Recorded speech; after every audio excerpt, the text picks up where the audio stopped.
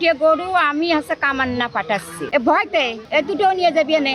এই গ্রামে প্রশাসন আজ কয়েকদিন অবস্থান করছে, তাদের খাওয়া দাওয়ার ব্যবস্থা সম্পূর্ণ আমরা করছি, যে এই গ্রামের থেকে একটা গরু যেন চুরি বা লুট না হয়। দুটো গরু আমি কামান্না পাঠাচ্ছি ভয়তে দুটো নিয়ে যাবি না। দুটো তো শেষ প্রতিদিন সারিয়ে না হয়েছি বলে তো তুই নেই। আমরা এই গরু ছাদের কাছ থেকে নিকট করে আমরা গরু নিয়ে যাচ্ছি, যাতে লুটপাট না হয় সেইভাবে আমরা নিয়ে যাচ্ছি কথাবার্তা দিয়ে। হ্যাঁ, যাতে লুটপাট যাতে না হয়, সারু কয়েছে তো লুটপাট হবে না, তার নাকি গরুটা নিয়ে যাবে। যারা হত্যা হয়েছে তার আত্মীয় স্বজন পরিবর্গের উপরে দোষ চাপানোর জন্য বিভিন্নভাবে চক্রান্ত চালাচ্ছে, যার কারণে আমি প্রশাসনের সহায়তায়, শোলকুপা থানার ভারপ্রাপ্ত কর্মকর্তার সহায়তায় এই গ্রামে, আপনারা জানেন প্রশাসন আজ কয়েকদিন অবস্থান করছে, তাদের খাওয়া দাওয়ার ব্যবস্থা সম্পূর্ণ আমরা করছি, যে এই গ্রামের থেকে একটা গরু যেন চুরি বা লুট না হয়।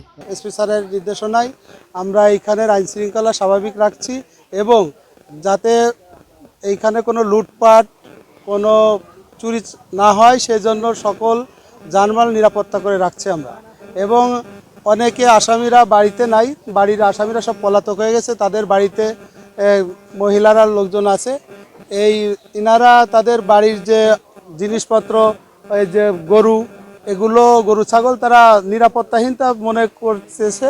এজন্য আমরা স্থানীয় নেতৃবৃন্দর সাথে আলোচনা করে এই গরু তাদের নিকটতম আত্মীয়র কাছে তারা দিতে ইচ্ছুক এবং বাড়ি থেকে তারা নিরাপদ স্থানে মনে করতেছে যে এখানে বাড়ি থাকলে আতঙ্ক মনে করতেছে, কিন্তু আমরা সার্বিকভাবে তাদের চেষ্টা করতেছি নিরাপদ দেওয়ার জন্য এবং নিরাপত্তা তারা সবাই বাড়িতে আছে।